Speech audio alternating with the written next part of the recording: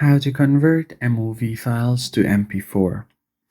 So the first thing you want to do is download an application from your Play Store or your App Store.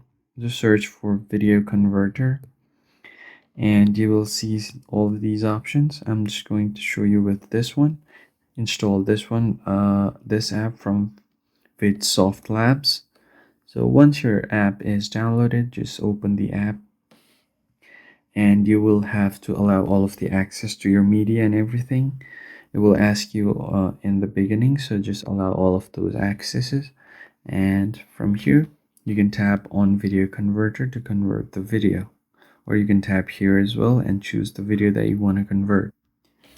So I'm just going to choose a video right here, and once you have chosen the video, what you want to do is tap on format.